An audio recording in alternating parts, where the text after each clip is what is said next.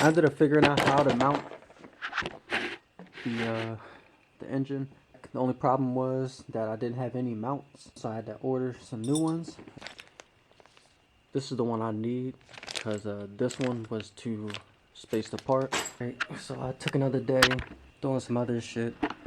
Ended up getting lost for time. I have to put in the petcock, but we're missing an O-ring, so I'm gonna run to the store and get an O-ring for this.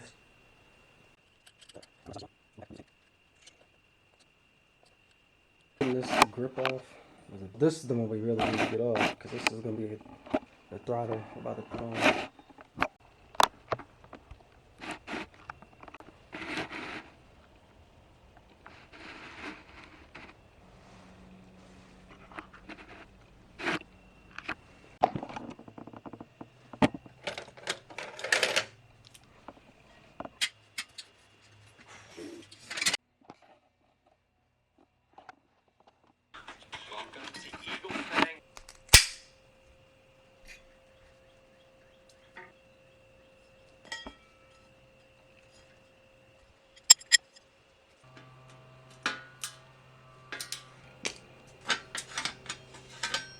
Right now I have to make sure that this wheel is aligned.